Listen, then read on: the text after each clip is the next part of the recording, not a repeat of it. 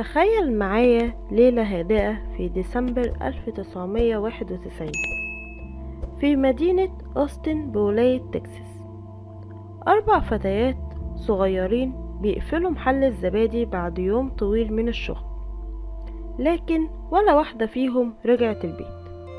وبعد ساعات الشرطة بتدخل المحل وبتكشف عن واحدة من أبشع جرائم في تاريخ أمريكا، جريمة لحد النهاردة وبعد أكتر من 30 سنة ما زالت غامضة. دي قصة The Yogurt Shop Murders. في فجر يوم 7 ديسمبر 1991 واحد من رجال الإطفاء بيبلغ عن حريق داخل محل اسمه I Can't Believe It's Yogurt. لما دخلوا النار كانت مشتعلة في المكان كله، لكن اللي لقوه جوه كان أبشع من مجرد حريق. 4 جثث محروقة متكومة في أوضة صغيرة ورا المحل. البنات كانوا مربوطين ومضروبين بالرصاص، وبعضهم تم إطلاق النار عليه بعد ما النار اشتعلت في المكان. الفتيات هما إيمي آيرز 13 سنة، إليزا توماس 17 سنة، جينيفر هيرسون 17 سنة، وسارة هيرسون 15 سنة. أختين وصاحبتين كانوا بيساعدوا في المحل علشان يوفروا فلوس المدرسة. محدش كان يعرف ان دي آخر ليلة في حياتهم. الشرطة واجهت مشكلة كبيرة من أول لحظة. الحريق دمر الأدلة والمكان كله اتغسل بالمية، والبصمات اتحرقت أو اختفت. كل اللي عندهم رصاصات وشوية شعر وأثر حبل. بدأوا يسمعوا شهادات السكان. بعضهم قال انهم شافوا رجلين جوه المحل قبل الإغلاق، لكن مفيش وصف دقيق.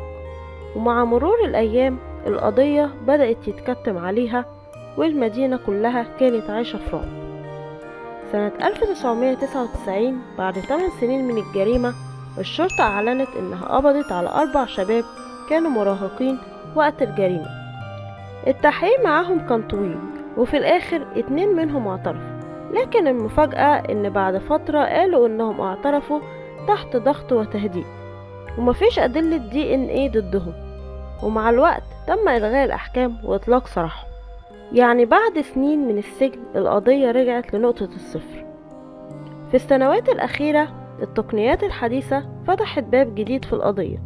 عينات الحمض النووي اللي اتجمعت من مسرح الجريمة اتفحصت بتكنولوجيا متطورة جدا، وفي عام 2024 ظهرت نتائج جديدة.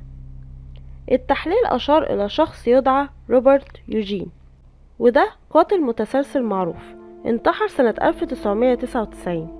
اسمه اتربط بعدة جرائم متشابهة في نفس الأسلوب تقريبا، لكن رغم الأدلة الحديثة الشرطة لسه ما أعلنتش إغلاق القضية رسميا، لأن العائلات عايزة يقين كامل مش مجرد احتمال. الجريمة دي غيرت مدينة أوستن للأبد، بقت رمز للحزن والخوف، ولحد النهاردة الناس بتسيب ورد قدام المحل اللي كان موجود في نفس المكان، والعائلات ما زالت بتدور على الحقيقة. وكل سنة بيطلبوا من الشرطة إعادة فتح الملف من جديد، لأن مفيش وجع أكبر من إنك تعرف إن قاتل بنتك ممكن يكون حر لحد النهاردة. مش بس جريمة The Yogurt Shop Murders، دي حكاية عن أخطاء وعن أمل وعن مدينة فقدت براءتها.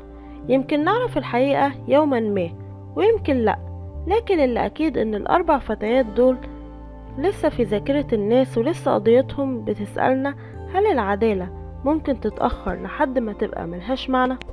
لو عجبك الفيديو ما تنساش اللايك والاشتراك في القناة، واستناني فيديوهات تانية كتير. مع السلامة.